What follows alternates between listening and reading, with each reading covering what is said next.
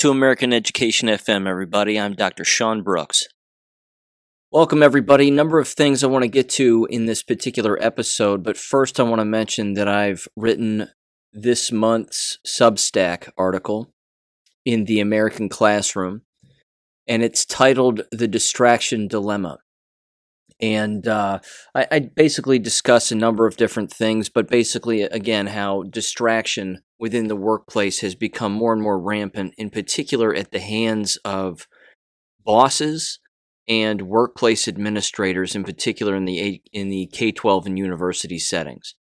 They are ramping up the panic and geopolitical panic in a way that they never have before, even with the, again, casual use of emails and sort of keeping everybody in a constant state of fear. And I bring up some examples within that article. So please bounce over to the American Classroom Substack and check out the latest there, again titled The Distraction Dilemma. And you can subscribe for free. I know people charge for other people to read their Substack articles. I don't. Everything is free. And again, if you type in your email at the bottom there, then you can even get the updates as I release them. So just wanted to let you know that that's out there and that's available if you're interested in giving that a read. Few articles I want to go over, and then a couple of geopolitical things, couple of jab things, and then I want to end with a history lesson. That was a letter written from a German who grew up in Germany back before World War II. Again, the distortion of history is an abomination, in my opinion. And it's happening right now, given a number of things that are going on. But we'll get to that a little bit later. First off, though, I want to mention this story. This was pretty ridiculous, I thought. This comes from iHeartRadio, and apparently iHeartRadio is now in the news business and putting out news articles from time to time as well. But this is titled, Bus Driver Allegedly Paid Students to Swab Their Cheeks for COVID Tests. Because again, at this particular stage, why not?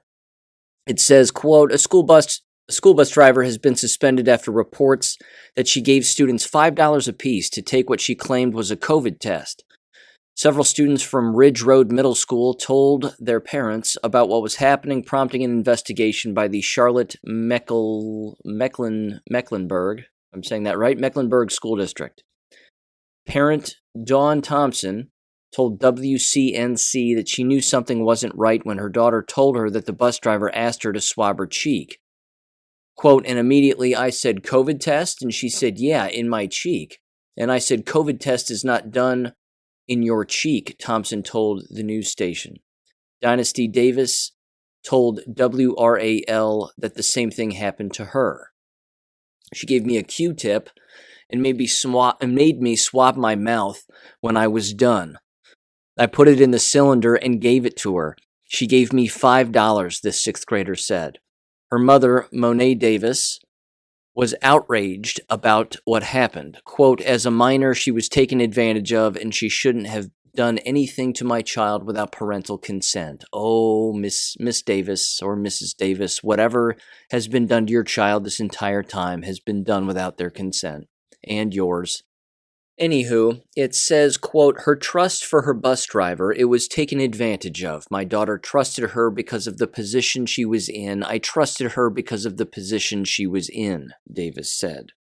Both parents have filed a police report and want to know why the bus driver took cheek swabs of their children. Davis suggested the bus driver was collecting the children's DNA. Clearly. I don't know why she would want to get their DNA. I don't know what she's going to use it for. Whether it's going to be some kind of study, said Thompson. Highly unlikely. Immediately in my mind, I'm thinking, are you trying to kidnap my child? I don't know. The school district issued a statement regarding the incident. Quote, the bus driver is suspended and an investigation is ongoing, the district spokesperson said. The alleged incident appears to be an individual acting in an unauthorized manner outside of assigned duties and without the district or school having prior knowledge, you don't say, unquote. No kidding. No kidding. And again, DNA harvesting possibly could be that the bus driver was trying to prove in some weird way that students were testing positive. I don't know. The jabbed are making awfully strange decisions these days, and I don't think that's going to get better with time. That's just a hunch I have, but who knows? I could be wrong. Here's the next one. This was tossed to me by Jesse James, and this is an interesting one too, I think. And it really does show sort of the larger picture of everything that's been going on, in particular regarding the workplace bullying that's taking place, but the administrative overreach when it comes to parents and communicating with parents or not communicating with parents. And then before you know it, you have these malicious attacks on parents at the hands of school administrators. So this comes from clickondetroit.com. It's titled Mother at Center of Rochester Community Schools Social Media Scandal Speaks Out. It says parents complained of bullying by the administrator before Elena DeVerno's lawsuit. I'm going to play the audio here. Give this a listen. Tonight, the parent at the center of a federal lawsuit against the Rochester School District is telling her story after school officials reached out to her employer to complain about her criticism of the school district. Mara McDonald live in Rochester right now. Mara, there's a settlement that has been signed. That's right, Devin. And Elena DeVerno will be getting a check from the Rochester Community Schools. Now, the settlement says she can't divulge how much that check is. One thing's for sure, though, her lawsuit has opened an entire can of worms up here as far as how parents say they have been bullied. To use the energy and money and time for something like this, when truly none of us have been doing anything wrong. All we wanted to do was be heard. And it's just sad. What DeVerno is referring to is what was discovered during depositions in her case, that twice Rochester schools contacted parents' employers, all because they were vocal on social media with their dissatisfaction, not only with no in-person school option, but the way the district was doing online learning. She says she lost her job as the marketing director at Blake's Hard Cider because of it. I was made aware that someone had contacted them from the board. Those are the words that they had used, and that someone had let them know that I was participating in a page that was they deemed as threatening behavior. What was so threatening? DeVerno asked fellow parents to send quick video clips of the struggles their children were having to the school board. In depositions, it was discovered it was Deputy Superintendent Debbie Fragomeni who called Blake's. What else was discovered? The district had staff monitor Facebook for comments. Those parents who were vocal had their comments screenshotted and reports were made about them, listing how many children they had in the schools and other personal info to be passed out to school board members. And I just felt violated, that my rights had been violated when I knew that I hadn't done anything wrong, that someone would go to that length to try and stop a citizen just from using their voice. In a statement, the school district says as a part of the settlement, it cannot discuss terms, but does say, quote, as a responsible and respectful listener, we pay attention to newspaper, radio, TV news, and social media to make sure we are responsive to the community. When DeVerno sent a letter to the school board asking why anyone would contact her employer, she was then sent a cease and desist letter, something the district has done to other parents. These letters of intimidation were definitely a tactic to try and silence many of us, and also to paint us as maybe unstable parents, crazy parents. DeVerno had enough and took her case to well-respected employment attorney Deborah Gordon. Oh, I'm so proud of her. I've said this to juries over the years. If it wasn't for private people that had the guts and the wherewithal to enforce these laws, here the Constitution, none of this would happen. Back here live already this week, just on Monday, there was a work session of the school board, and it ended up being packed with parents, about 75 people in all, with parents coming to the podium telling the school board that any administrator who was involved in this whole fiasco should be fired, and any school board member who is complicit ought to resign.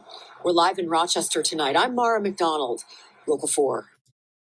I cannot tell you how much I love this story.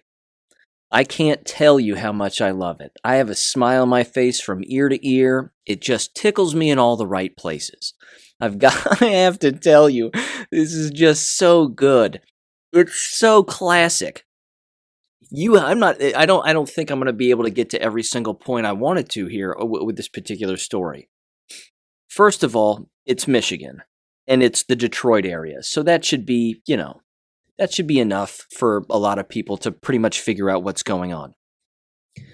Now, apparently, communicating with other parents about what's going on in a school district is perceived as a crime by lunatics within K-12 school districts. That's absolutely hilarious to me. The retribution, of course, is where they got in trouble. The workplace retribution. Calling a parent's employer to lie about them communicating in an online environment about concerns that they have with other parents regarding the learning of their children within that school district. That's next level. That's Bolshevik tactic, as I've been over before. That's next level. Absolutely incredible that they would make that move. Highly illegal. I'm sure they got paid out. They lost their job, for God's sakes. Hopefully they were rehired. But even so, I hope that settlement was massive, whatever it was. They openly admitted, the school district openly admitted that they received their information, and this is the kicker. They received their information and decision-making process from television and social media. Oh my God. Again, it ties directly into the Substack article that I just recently wrote. Same kinds of things. This is the environment. They are believing mainstream media and then making their decisions and basing their decisions off of what they hear on the radio, television, and social media. It cannot be a more blatant admission of ignorance and stupidity. It's incredible that they would actually say that. Well, we watch the nightly news, and that's how we figure out how to do stuff. And we saw Stephen Colbert late at night on a late night talk show that he hosts, and he said things, so they must be real. Derp, derp, derp. This is their decision-making process. These are K-12 school administrators. These are elected, the assistant superintendent's not an elected official. She's clearly dumber than a bag of forks. But the fact is that even elected officials do that very thing. Even, again, school board members do that very thing. Blows me away. Absolutely blows me away. And yeah, heaven forbid they got caught in not only lying to this woman's employer about her involvement in this student group and sharing their concerns and whatever, completely, the act of calling the employer is illegal, of course, and lying about it, but being associated with a social media group and sharing concerns, there's nothing illegal about that. There's nothing wrong about that. They just figured that they'd take this childish tactic. These are adults, ladies and gentlemen. I think that's an even bigger point. These are just adults. They're supposed to be anyway. They're of adult age. That's more specific. They're of adult age, but they clearly lack adult behaviors because those are the behaviors of a child. And it's typically the leftist child that behaves such a way. Again, if they were really transparent, as they so readily say, and are concerned with the learning and safety of all children, don't you think that all they would have to do is have a public meeting and actually have a dialogue back and forth with parents? You see this notion, and it's a wide-held, widely observed phenomenon that exists. The business of having school boards not communicate back when a parent asks a question. They don't even do it, by the way, over email. The open records request that I've done has proven that. Or even school board members were saying things openly to the superintendent like, oh, by the way, when there's a parent who emails us and has a concern, I just wanted to let you know that I'm not going to respond to any of their emails. So I'm going to let the superintendent, I'm going to let you handle that. And the superintendent goes, yeah, okay, no problem. And then the superintendent just replies to these parents with the same scripted paragraph. It's 2 or 3 sentences. Thank you for your concern. We've heard what you've had to say, blah, blah, blah. And then that's it. There's no actual back and forth. There's no dialogue. Because there can't be. Because they'll get caught being stupid. And they can't have that. And they don't want that. And they'll do whatever they have to do to keep that from happening. See, this business, again, of having that back and forth dialogue in a school board meeting is something that could happen. It could happen. They could very easily say to themselves, you know what? We're going to vote tonight to pass a resolution that allows parents to ask questions and then we have to answer them on the spot. It might drag on. It might last a little longer than the allotted 30 minutes or 20 minutes or 40 minutes or however long they have for public comments. But that back and forth dialogue can remain civil, hopefully, without screaming and shouting. And they can actually have their questions answered. But as I've said in the past, that's not the modus operandi of these school districts. They are closed systems. They have to operate as closed entities, and they want parents to have nothing to do with them. But what they do to satisfy the parent and just give the parent a little taste of the carrot at the end of the stick is they'll have, a parent group, or they'll have these other sort of side projects with parents to make it look as if the parents are involved in the actual decision-making process, when in fact, ladies and gentlemen, it's the illusion of participation. It's the illusion of input. These decisions have already been made. They come from the state government right down on top of everybody's heads, and then there's a charade that gets played at the local level to make it look like everybody's involved. We're all in this together. We want to communicate and be transparent and safety and proactive transparent. They just use all of the word jargon, and then that's it. Eventually, somebody's foot ends up getting stepped on, and in this case, laws get broken. I love it. I absolutely love it. They got caught. And anytime these scumbags get caught is a good day. So that's a victory, ladies and gentlemen. It should be celebrated. There's no doubt about it. This, however, is something that might not be celebrated. However, it could be, depending on how you look at it. It's just more of the enemy exposing themselves and their true intent and the people who run these companies. This comes from frontpagemag.com, and it's titled, Pizza Hut Teaches Kids America is Built on Slavery and Genocide. So that's fun. A fast food chain that makes bad pizza wants to talk to your kids about white privilege. Here we go. Daniel Greenfield, a Shillman Journalist Fellow at the Freedom Center, is an investigative journalist and writer focusing on the radical left and Islamic terrorism. Pizza Hut, unsatisfied with making kids fat, also wants to make them racist. It says, quote, the stale franchise chain has supplemented its menu of lightly charred, cardboard covered in tasteless glops of something that a blind hobo might mistaken for cheese with racism. While Pizza Hut focuses on poisoning children with such horrible concoctions as cheeseburger crust pizza, fish and chips pizza, and sushi cream cheese pizza, the Pizza Hut Foundation is hard at work teaching students that America is racist and white people suck. The training materials intended for use in the classroom want teachers to ask 10-year-olds, quote, how often have you thought about your race in the last 24 hours? Aren't stories like this, however, just really getting repetitive and dumb? They really are. Pizza Hut. It's gone to this level now.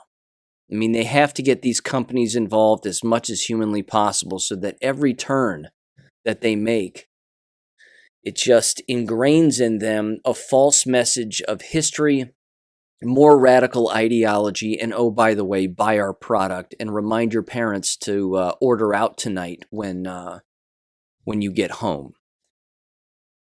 This stuff is insane. It says, quote, if demanding that a 10-year-old spend their time thinking about race sounds crazy, another Pizza Hut pamphlet with tips for, quote, talking to kids about race claims that by 6 months, babies notice racial differences and that 4-year-olds show signs of racial bias. See, I'm going to stop with this article, only because I've covered this before. This is a repetitive old research article that was done by a bunch of whack job leftists, and all they ended up doing, again, clearly here in this case, is a company picked up on that and decided to make their own materials, because apparently Pizza Hut's having a hard time making ends meet as a company. So, yeah, I really don't know what else to say. These companies are showing their hand one by one, and as far as I'm concerned, it's a good thing, because now we know where to not go. Yeah. I don't enjoy drinking half a bottle of Pepto-Bismol after eating Pizza Hut, so I'm sure I'm not alone in that regard, but there you have it. Here's another story out of Indiana, my next door neighbor. This comes from the Gateway Pundit, and it's titled, Disturbing Leftist Activists Organize Sex Ed Summer Camps for 8 to 10-year-olds in Indiana. Will teach, quote, using condoms on all insertables and explore sensations to discover what feels good. If the kids are around, you might want to listen to this another time. Or expose them to this because, again, this kind of stuff is insane and they need to be aware. It says, quote, just when you think the leftist sexualization of young children can't get any worse, some woke lunatic, usually masquerading as a teacher or expert of some sort, comes along. A leftist activist in Indianapolis, Indiana, is hosting a sex ed summer camp that will teach 8 to 10-year-olds about woke sex ideology, transgender theory, and how to use condoms, among other disturbing things. The camp, which is being organized by self-proclaimed children's sexuality educator Ashley Robertson, is being advertised for children in grades 3 to 5, who can be as young as 7 years old. In other words, way too young for some adult who's not their parent to discuss their sexuality with them. And it continues. The summer camp is taking place apparently June 6th through the 10th from 8 to 5 p.m. 8 a.m. to 5 p.m.? Yikes.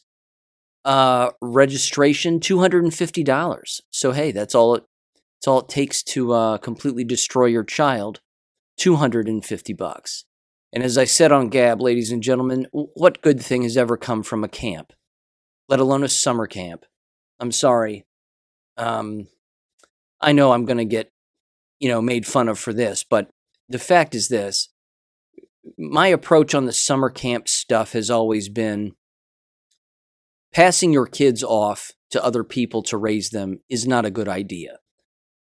Children very much look forward to summer. Keeping them busy throughout summer and having things to do isn't a bad idea. However, solitude and allowing for individual thought and creativity is also a very good thing.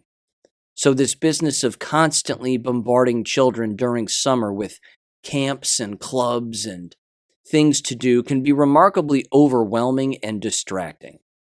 And frankly, it can be remarkably unhealthy. That's my take. That's my 2 cents. I've never been a fan. That's just kind of the way that it is. But camps like this, where whack jobs decide to push their own sexual perversions on minors, should tell everybody that, again, this is just a very specific level of pedophilia. It's just another level of it. That's all. It's another layer. You pull back another layer, and this exists. So yes, parents who fall in line with this kind of ideology are going to sign up their kids faster than you can possibly imagine, and the vast majority of sane individuals, of course, will stay away. That's all. So, nothing good ever happens at camp. And the kids who always go and get made fun of or something terrible happens to them, it's a life-changing experience for them. It alters them greatly. And I don't see that getting better either. I don't see summer camps improving with time. If you're not teaching them to build a fire, learn how to live off the land, camp outside, shoot a gun, go fishing, the basic stuff. But nope, they've got to put condoms on carrots and other vegetables in the produce section. Ugh, yuck. It's exhausting. The stupidity is so exhausting. Speaking of stupidity and exhausting, it's that time of year, ladies and gentlemen. It is the time of the year for the American Educational Research Association's annual conference. I attended this nightmare of a conference and spoke at it 2 years ago, 3 years ago, 3 years ago, I believe. 2019. What an educational experience it was, too, and not for the reasons that one might think, at least not for the reasons the American Educational Research Association would think. I got a membership for them for that conference just so I could attend. It was educational in countless ways, basically because I was the only sane human being that was there. And I can say that because, honest to God, that was the case. Everybody else was a brainwashed goon. I didn't meet one person that had their wits about them. Not one. Well, that's not entirely true. I met one guy in a bar who was ex-military, and his wife was attending the conference because she was speaking there. He said she was a sane human being and not crazy. They were both conservatives, apparently, so that's cool. And then there was me. And then I assume that was about it. But what I wanted to do, as I've done this in the past, is I wanted to read some of the titles from the latest edition of the American Educational Research Journal and give you a taste as to what kinds of things are being published in the field of American education and research, allegedly. Now, we know that there's not any real research taking place. It's all whack job ideologies and just a colossal waste of time, by and large. And I'm sure, a spattering or sprinkling of the word racism throughout just to, stimulate everybody as much as humanly possible and get the emotions flowing is going to be present and ever present without these, throughout these titles here. So let me start off, and there's approximately 9 of these titles. So here we go. Latest articles, again, from the American Educational Research Association. It says, quote, the first title is by, I'm not even going to pronounce their names. I can't even try. I'm not even going to do it. It's the first one is titled, I Just Didn't Want to Risk It. How Perceptions of Risk Motivate Charter School Choice Among Latinx Parents. I got nothing. But keep in mind, they're always wanting to create division with all of their articles and with all of their titles. And like I said, everybody's a racist and there's race throughout. Oh, look, another one. Here it's titled, quote, Separate Remains Unequal, Contemporary Segregation and Racial Disparities in School District Revenue. So it's a money issue now. Remember, they're racist and it's because of money. Here's the next one. It's titled, For Some and for All, Subgroup Entitlement Policies and Daily Opportunity Provision in Segregated Schools. Honest to shit, ladies and gentlemen, you'd think we were in the 1950s. But worse than that, I might add, because education rates were higher in the 1950s and the family structure was more sound in the 1950s. So I don't even know what this is. Here's the next one. Quote, Are homegrown teachers who graduate from urban districts more racially diverse, more effective, and less likely to exit teaching? Let me read that abstract. It says, quote, Teachers' preference to remain close to where they grew up is recognized as a defining feature of the teacher labor market. I take exception to that first sentence. First of all, I view it as being remarkably unprofessional. If an individual graduates from a high school and then says to themselves, you know what, I want to go to college, and then I want to come right back and I want to teach in my old high school, that's a person I would never hire. Again, no offense to those that have done it. I'm just saying I would not hire that person. I know that there are different environments that view that on completely opposite ends of the spectrum. I happen to be in the camp that says that is not a professional behavior. That is not something that I would deem as some kind of a qualification to work inside of a building. I know I'm not alone in that regard, but whatever. Okay, that's the first sentence. Here's the next one in the rest of the abstract. It says, using a unique data set from a large school district in the southeastern United States, I apply a series of within school and within student comparisons to assess the effectiveness of homegrown teachers who returned to teach in their home district. Discrete time survival analysis is then used to examine differences in when early career teachers exit the district. Study results show that homegrown teachers make small but statistically meaningful improvements in student achievement in English language arts. They are more likely to identify as Black compared with other beginning teachers and less likely to exit the district. Okay.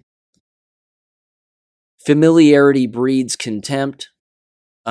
Familiarity also breeds laziness, I might add, which is, again, one of the reasons why it's not, I would categorize it as this. There are other words I could use, I suppose, but I would say it's the individual who doesn't want to expand their mind is the individual who returns to their old high school or old middle school or old elementary school to be a school teacher.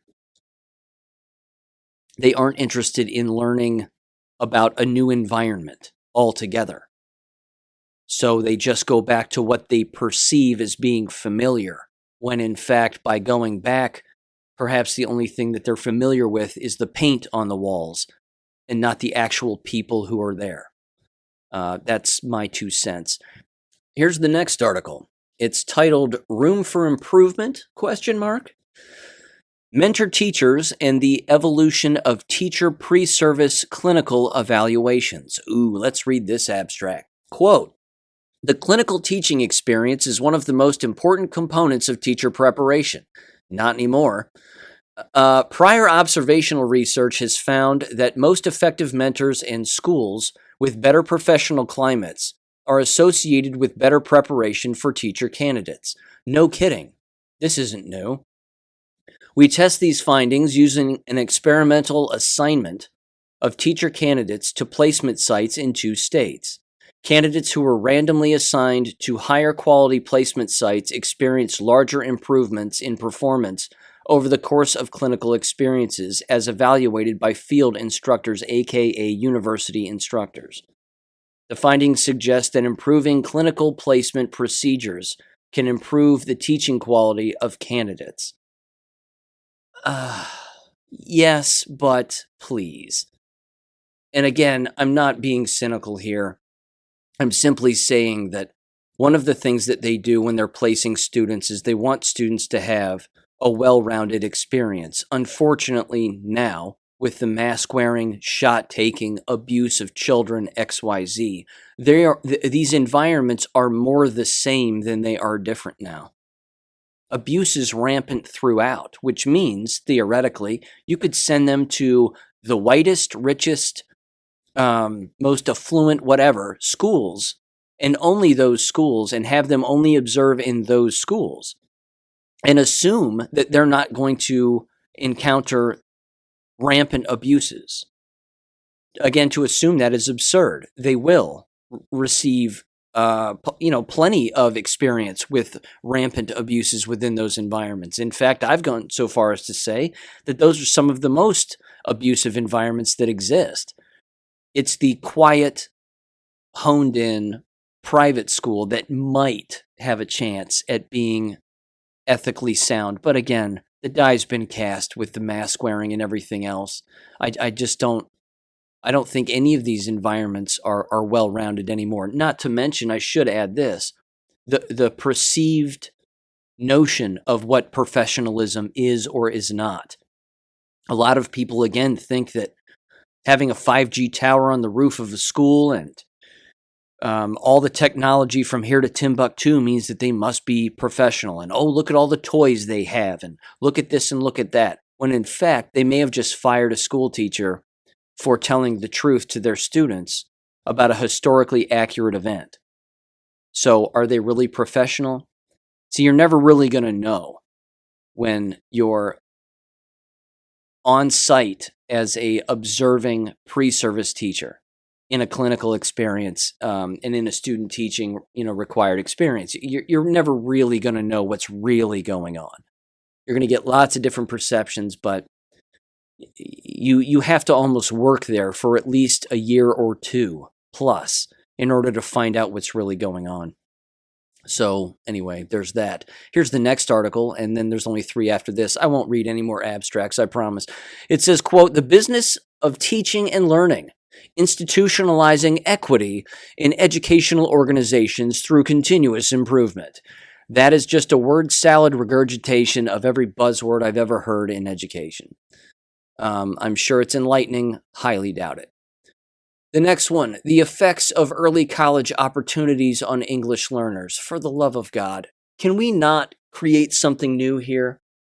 I have yet to hear an article or read any academic article about the abuses of mask wearing. We're 2 years into this charade. 2 years in. I read these titles a year ago, and I thought to myself, okay, here we go. It's going to be all about mask wearing. I bet they're researching mask wearing. Nope, nobody. They're not even touching it. Here's the next one.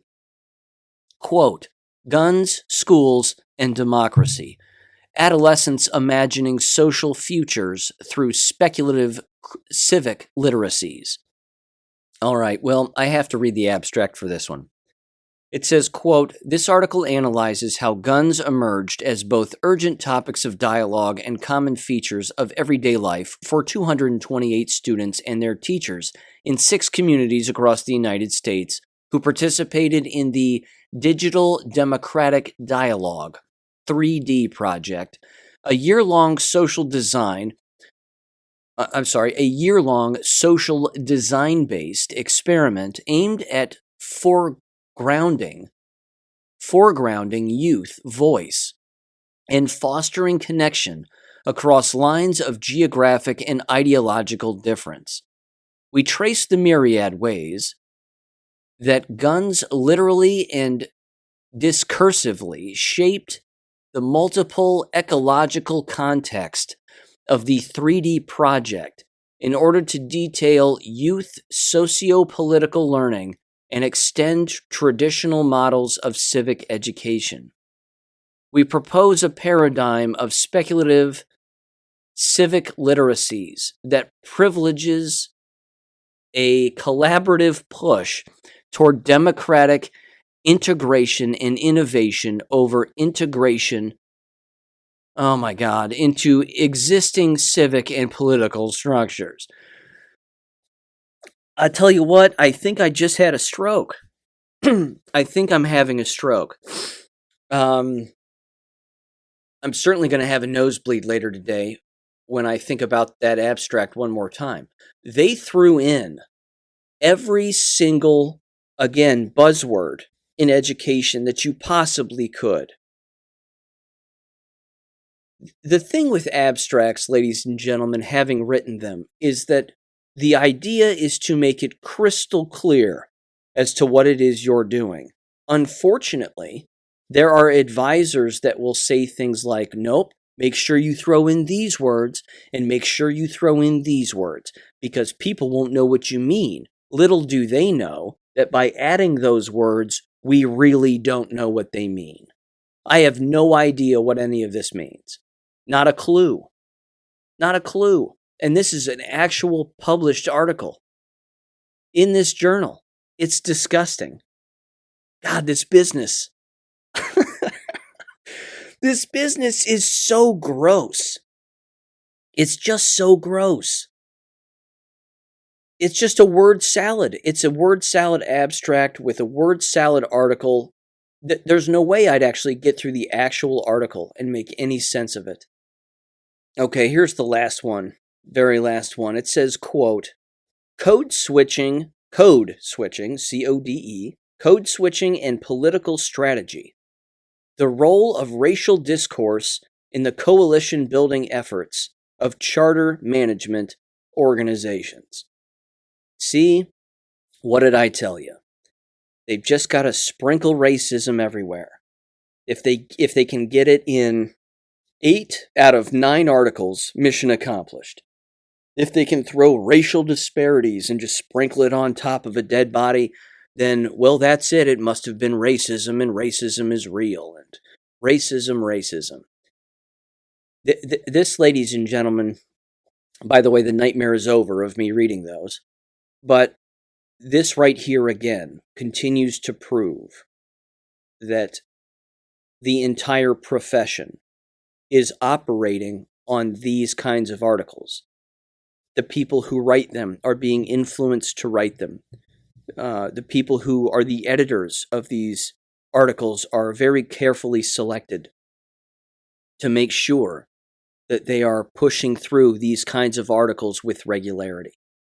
As I have stated in the past, the only articles really that should be written right now in the field of education would have to do with the success of homeschooling, the mismanagement of the online education that took place among K-12 schools over the last 2 years, the rampant acceptability, if that's a word, of mask wearing and child abuse across the board, the inability to read directions on the side of a box, playing doctor, and the criminal nature of playing doctor as a school official.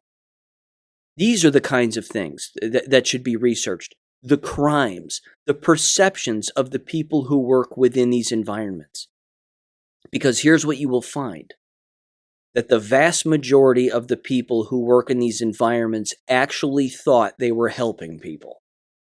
They actually thought that they were being responsible and saving lives of American youth and not trying to induce panic, but keep people on guard and blah, blah, blah, and whatever other excuse that they would come up with. The things that I've just previously mentioned, that should be the only thing that is researched in this field of study to dig it out of the pit that it is in. But that's not going to happen. That's why, again, I wrote the book that I wrote last year. I wrote that book because I had a feeling that nobody was going to research it. And so I said, okay, to hell with writing an article about it and researching it and trying to get it published and waste my time. Just write a book about it and then self-publish it and let the chips fall where they may. That's really the only way now that the truth is getting out there. And I've, again, mentioned this before. The self-publishing avenue is the only way. If you attempt to go through one of these publishing avenues, like the American Educational Research Association, and try to get something published through here, you're dreaming. If it's even remotely accurate, you're absolutely dreaming. If it doesn't have the word racism again sprinkled on top, good luck, you're not going to get it published. They want a more divisive environment. They want a more unhealthy environment within these schools, and they wonder why people aren't learning or achieving. They can't for the life of them figure it out. I think it's hilarious because they're shooting themselves in their own foot with one hand while they dig their own grave with the other, with a shovel in the other. It's amazing. They have no clue what they're doing. Brainwashing. It's a real thing. It's an actual real thing. Okay. Now, speaking of brainwashing, ladies and gentlemen, this takes me to the last thing. Another little history lesson here. And I enjoy history, but more importantly, I enjoy an accurate history, not the garbage you read in American K-12 textbooks or college textbooks. But it actually takes a little bit of digging, and then you'll find some really interesting stuff. So, this was bouncing around the interwebs the other day, and I'm going to read it, so you're going to have to bear with me here. But it's titled, quote, "Living in Hitler's Germany, a letter from Hans Schmidt of Ganpack, Ganpac, published in the Hoskins Report, December 1993. Richard Kelly Hoskins, publisher." So here we go. It says, quote, "You asked for someone who had lived in Hitler's Germany to tell what it was like. Permit me someone who lived under the swastika flag from 1935 when the Tsar was reunited with Germany to 1945 to give a short answer. To be a boy or a girl at the time was wonderful. In the Hitler Youth, The differences between Christian denominations for the different German states didn't count. We all truly felt that we were members of one body of people, one nation. Youth hostels were opened all over the Reich, enabling us to hike from one beautiful town to another, seeing our fatherland. Every effort was made to strengthen our minds and bodies. Contrary to what is said today, we were encouraged to become free in spirit and not to succumb to peer or authority pressure. In peacetime, no military training was allowed by the Hitler Youth leadership. Scouting, yes. Incidentally, to snitch on our parents was frowned upon. At the very time when America's allies, the Soviets, destroyed most of the Christian churches in Russia and Ukraine, about 2,500 new churches were built in Germany. Not one Christian church was closed. It was the law that school and church had priority over service in the Hitler Youth. As late in the fall of 1944, the Waffen-SS barracks in Belarus supplied 2 buses to take youth to either the nearest Catholic or Protestant church every Sunday. To be a registered member of a Christian church did not prevent advancement in the National Socialist Party. Germany was National Socialist, but free enterprise flourished during the entire Hitler years. No company was nationalized. No small businessman was stopped from opening up his own store. I myself worked during the war for a company that can only be called part of international capitalism. If you owned shares, nobody confiscated them, like the Allies did in 1945. The accomplishments of the Nazis were incredible, starting without money and with 6 million unemployed, a third of the workforce. They constructed the entire German Autobahn road network in a short span of 6 years, almost without corruption, while seeing to it that the new road system did not unnecessarily destroy either the German landscape or wildlife habitats and forests. 2 years after the NS were elected to power, National Socialists, conditions were so improved that workers had to be hired in nearby friendly countries to help alleviate the workers' shortage in Germany. Germany was booming while Britain, France, and the US were in the depths of the Depression. To help the workers get cheap transportation, the Volkswagen was designed and a factory was built for their manufacture when the war started. Also, for the common people, villages of small single-family homes were erected. The monthly payments were also so low that almost anyone could afford his own house. In Hitler's Germany, there were no homeless, no beggars. Crime was almost non-existent because habitual criminals were in concentration camps. All this was reported in the newspapers and was known by everybody. The German press during the Third Reich had fewer taboos than the American press today. The only taboo I can think of involved around Hitler, and during the war, there was a law that prohibited defeatism, quote unquote. This was because of the negative role the German press played in the German defeat of 1918. It continues. It says, it bears remembering that the European Economic Community was first coined by the Third Reich government. I remember many articles, both pro and con, about the subject. One should also not forget that during the war, at least 7 million foreign nationals, nearly 10% of the population, worked in Germany, either as volunteer workers, Dutch, Danes, French, Poles, Ukrainians come to mind, or as forced laborers or as prisoners. I know of no instance where foreigners were attacked or molested, much less killed, because they were foreigners. Speaking of the press, I have an article from 1943 in my possession that spells out how necessary friendship is between the Germans and the Russian peoples. Between 1933 and 1945, there was tremendous emphasis on culture. Theaters flourished. The German movie industry produced about 100 feature films per year, of which not one was anti-American. Only 50 of them can be considered pure propaganda movies. Some of the best classical recordings still existent were made in Hitler's Germany. Actors from all over Europe, but mainly from France, Sweden, and Italy, were stars in German movies. Germany always loved sports, and there was no lack of opportunity to partake in any sport one liked. The 1936 Berlin Olympics was merely a showcase of what transpired all over the Reich. In a book on these Olympics issues by the Hitler Youth that is still in my possession, Jesse Owens is shown several times and mentioned favorably. During the Schmeling boxing fights, we kids all knew of Joe Louis, the Brown Bomber.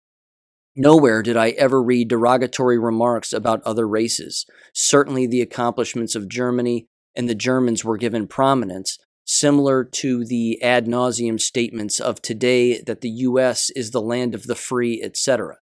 In my 10 years in the Hitler Youth, actually 8 since I obviously couldn't attend while a soldier, the Jews were never mentioned. Other sports that gripped our attention were flying.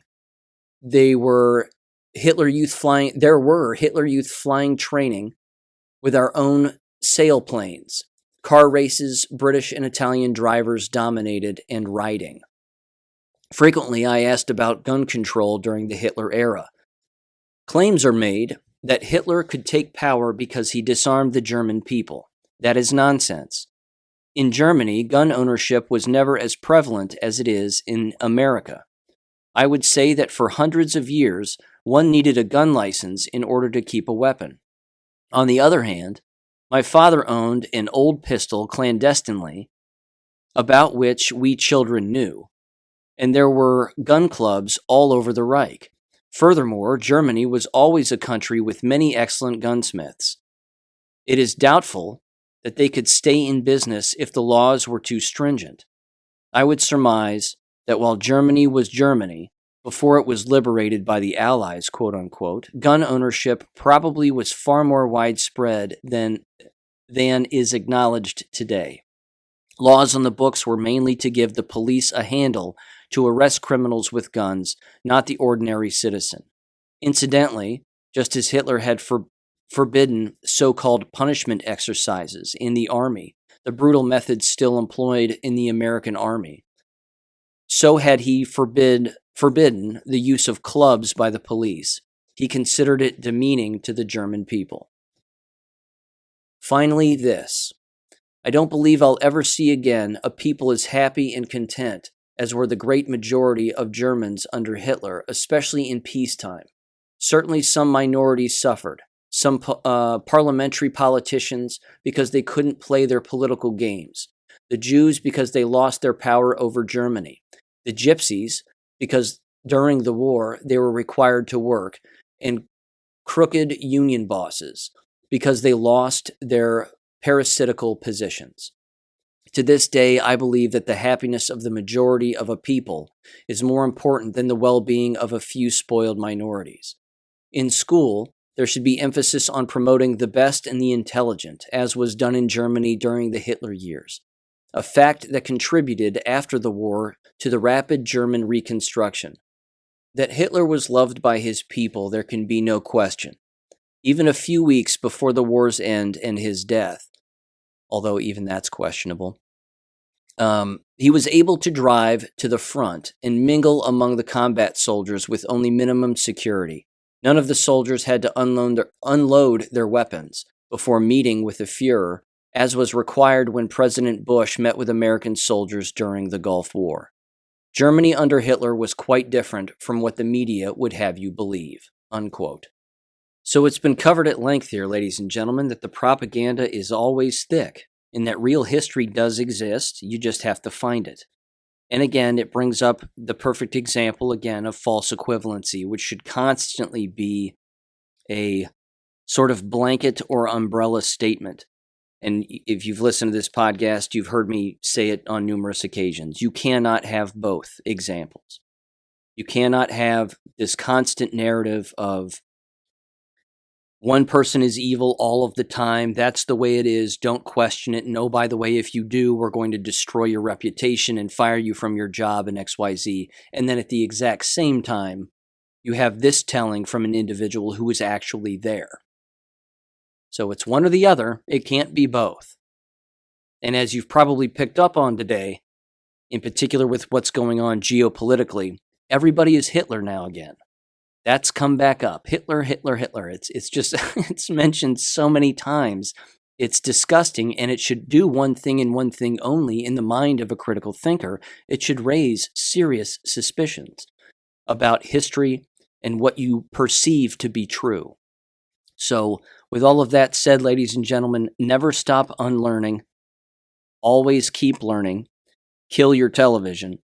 And I'll catch you on Friday. Take care. Thank you for listening to American Education FM. Make sure and check out AmericanEducationFM.com for more information. Take care and God bless.